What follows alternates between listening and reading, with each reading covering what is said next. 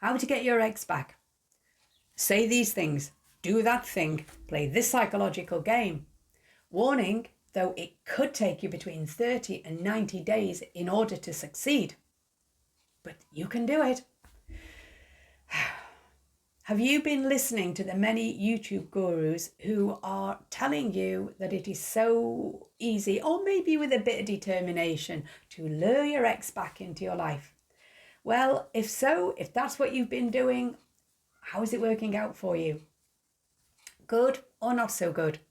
Now I have a question for you. I'm going to put my glasses on so I can read my own prompts here. Make sure they're straight. There we go. I have a question. So do you want to free yourself from the dead weight of obsessing about a relationship that, you know what, it's over, it's done, it's gone? Do you want to heal your battered self-worth? And do you want to climb out from under the pain of rejection? Because it is painful, it's agonizing. You know, do you want to feel better and happier in the bigger picture? If the answer to that is yes, then please stick with me. Okay, stick with me and let's see where we're going with this. But if the answer is no, because you're not ready to let go of it yet, or you'd rather listen to the gurus because it does make you feel better for a short, even if it's for a short while, then if that's the case, you won't want to bother with this video because there'll be nothing here for you. Okay?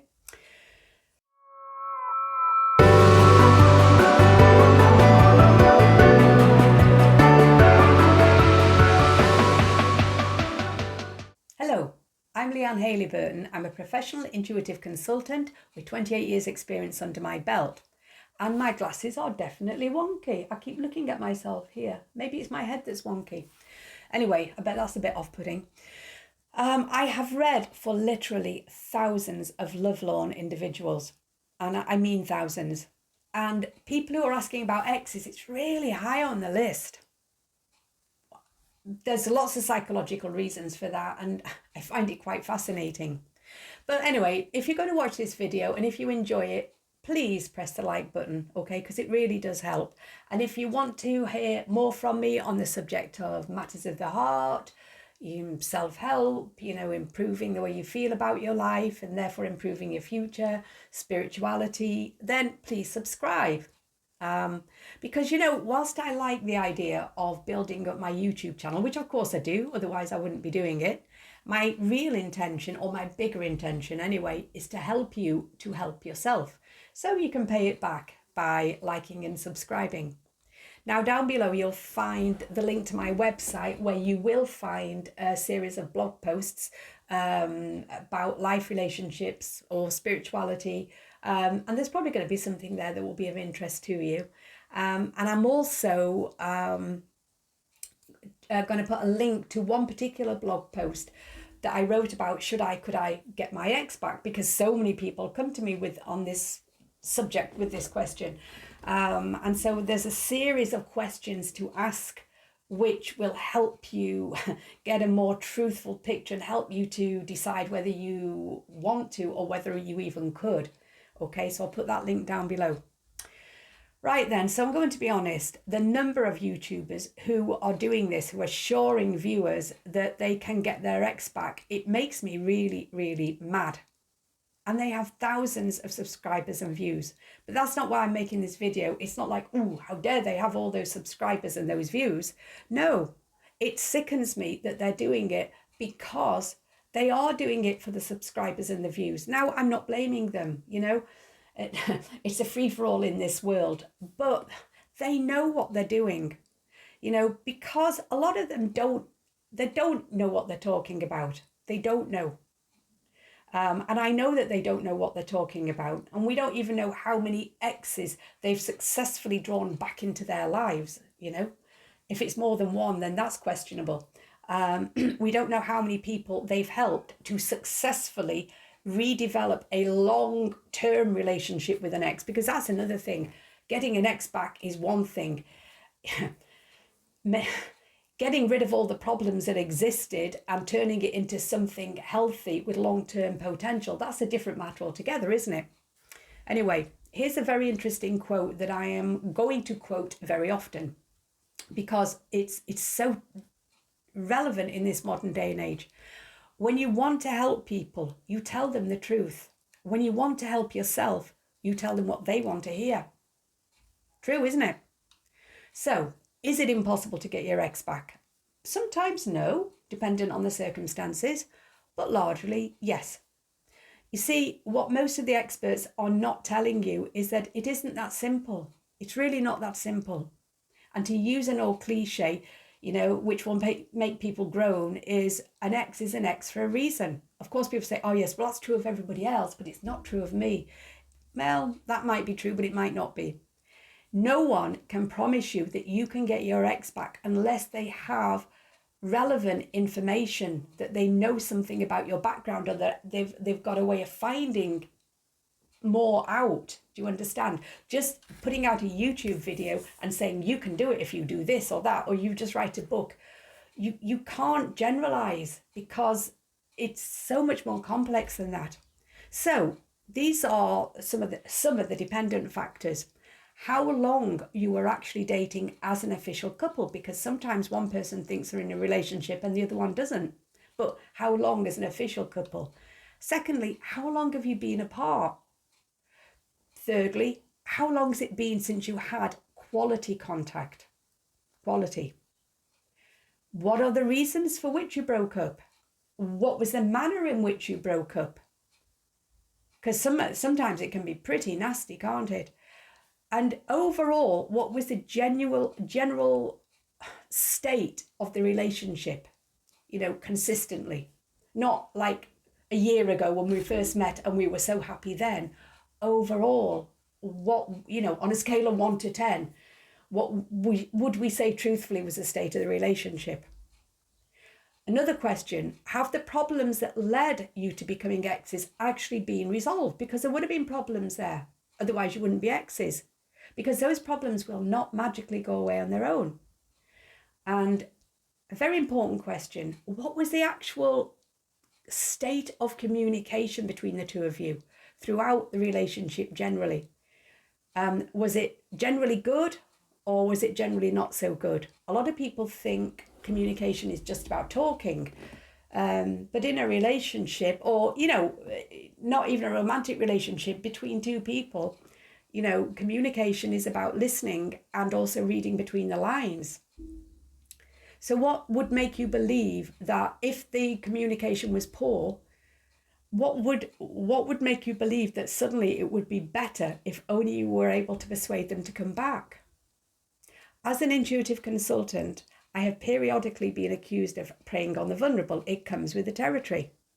Well, maybe some people who claim to be in my line of work, even though they claim it, that does not mean that they're doing the same sort of job that I'm doing. It could be some other job they're doing entirely.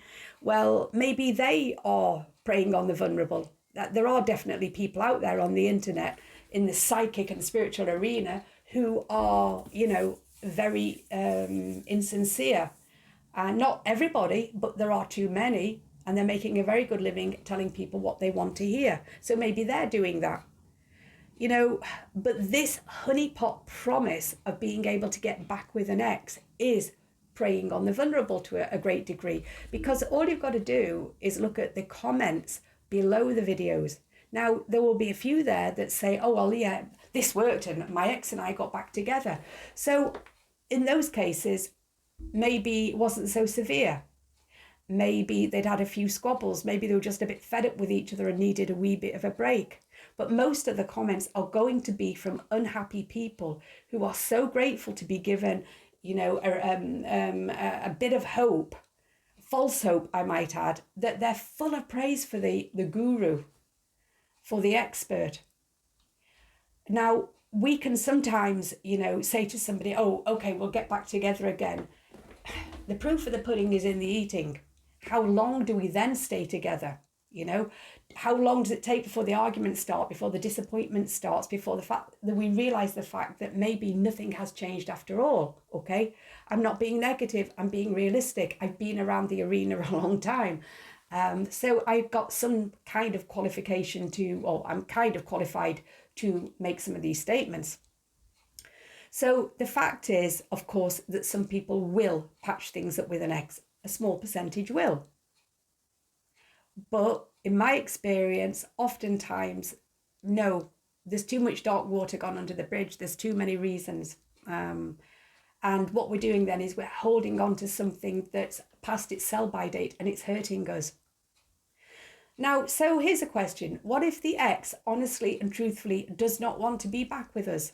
All the tea in China is not going to persuade them otherwise. It won't happen. And even if they hint that they might, because sometimes this goes on because we human souls do this stuff, they might be hinting in order to keep us on the hook or to avoid further conflict, but they're not being truthful. And something else we human souls do is we edit the past when it suits us. We will conveniently wipe out all of the bad times. And in this case, the reasons why we split in the first place. We'll hang on to that memory of a year ago, 2 years ago, a week ago, whatever it is, when we were getting on great and everything was wonderful before they changed, before things changed. We can't hang on to that stuff. We've got to look at the current time and where we're at now. And here's another very important question. Is this about love? When we're really desperate to be back with an ex, is it actual, genuine love? Because love gets blamed for an awful lot of stuff, or love gets confused with an awful lot of stuff. You know, or are we being motivated by the pain of rejection, by the pain of abandonment, by the fear of being alone, by the worry that no one will ever want or love us again? Because these are pretty powerful influences, albeit often unconscious. But they don't have anything to do with love. They have very little to do with love. So if we care about ourselves even a little bit, we will want to move away from these debilitating feelings, and we will want to experience the freedom or the relief of freedom from them, from those debilitating feelings. Now, it will take time and it will take conscious effort, and we've got to want to do it.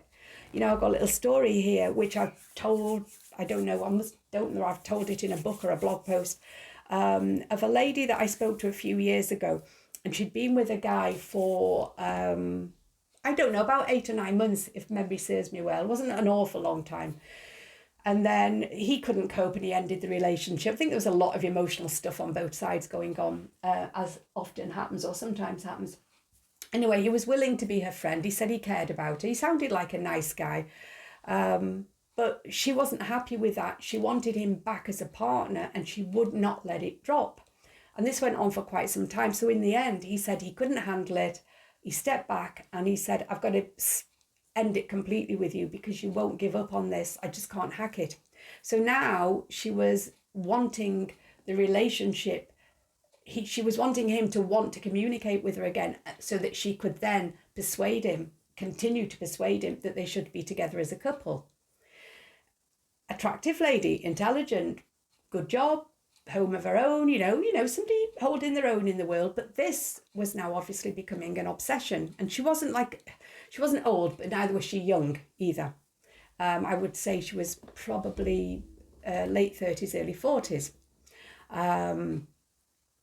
And you do tend to get this behaviour sometimes more with younger people, not all the time, but sometimes.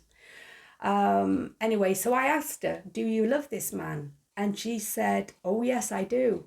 And I said, well, why are you putting him through this? Why would you do this to somebody you say you love? And she went silent. She wasn't very pleased with me. I wasn't trying to hurt her, but, you know, it's a valid question, isn't it? If you say you love this person, you've pushed them so far away. They've tried and tried and tried, but you still won't let it go. She didn't have an answer for that. And it's because it wasn't about love. It had nothing to do with love. It had to do with her pain. And I think maybe there was a part of her who thought, oh no, you're not walking away from me. You're not going to win. I'm going to win on this one. Maybe a little part of her was thinking that. Another part thought, he's just not seeing it the right way. If I can just get him to see it the right way, we can be happy together. But it was all about her, wasn't it? It wasn't anything to do with him. And sometimes that's what we do. Well, often that's what we do. It's us we're thinking of, but we're human. And that's what we're programmed to do.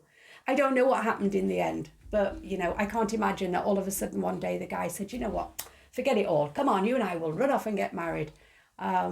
She would have had to move on because she would have had no choice.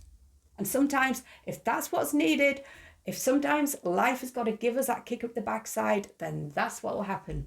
Yeah, And it's happened to all of us. Well, it's not in exactly that same way, but it's happened to me in certain ways, yeah, where eventually, life goes, you know what, you've had enough messages here, or not messages, you've had enough evidence here, really, and you're still hanging on, right, take that. Let that be the end of it. And then if we're smart, we'll listen.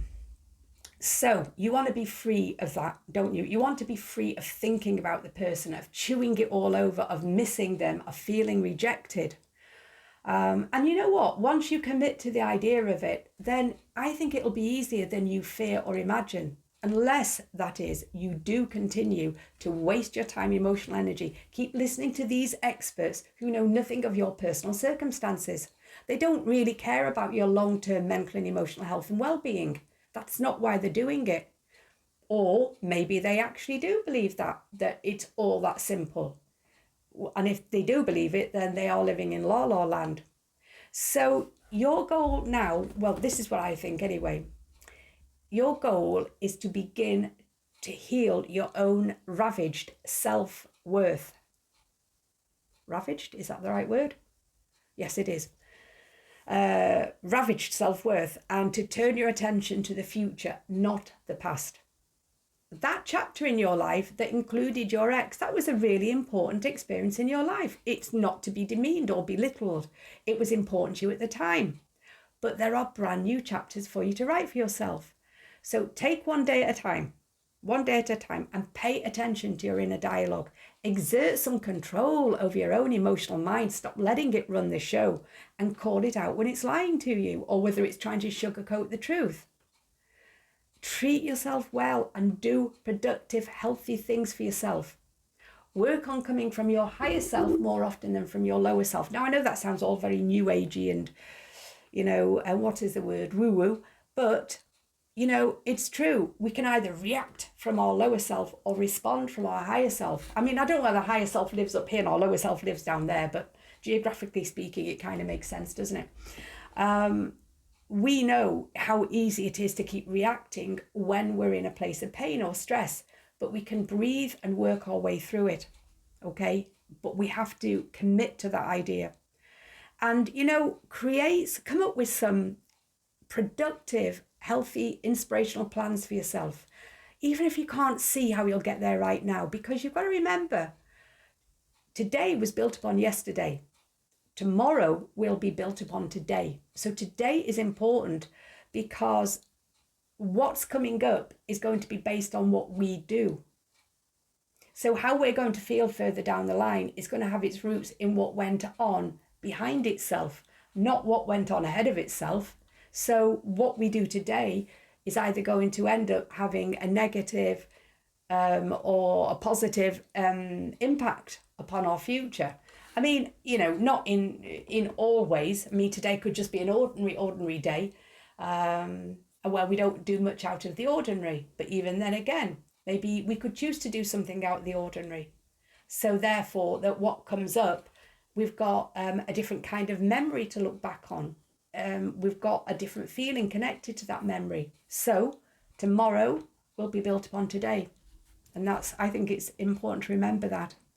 So I personally don't have a single ex I would ever consider going back to, and I'm pretty sure they feel the same way as well about me. And I've spoken to a number of people and they all say the same thing, and some said it in quite an expressive way as well. The air was blue.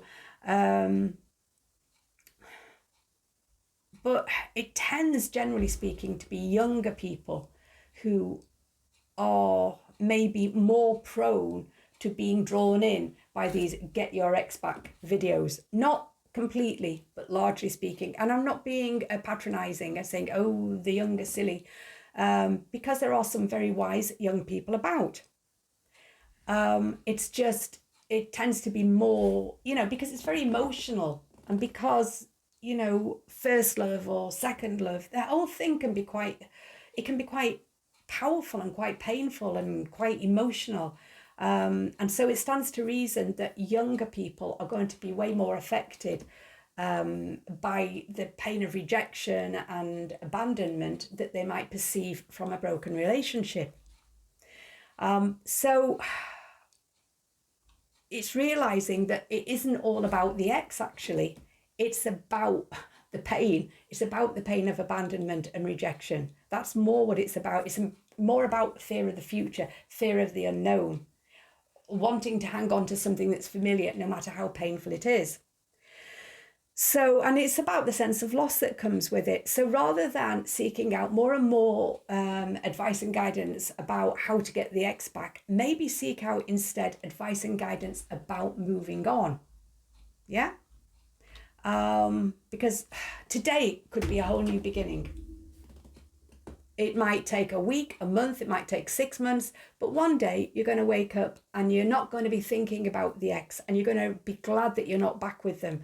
You know, you might not wish them dead, and hopefully you won't wish them dead, but neither will you want to look back and go back, be back in that position, be feeling the way that you have been feeling, you know. And we've all done it. I have in the past, not for many, many years, but I have cried and cried and cried. I have lost weight over exes, and usually because I was the one who was dumped. It's funny, I've left 2 husbands, and, you know, not because I'm a serial leaver, but for reasons that built up over a period of time. But, you know, in my life, I've had my fair share of being dumped.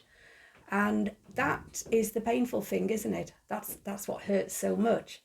And yet, a few months down the line, if I saw that person on the street, I'd think, what? I actually cried over that person. I actually stopped eating over that person. Am I insane? Think of all the cakes and pies I missed out on because of that person. So, you know, yeah, keep it real, okay? Just keep it real.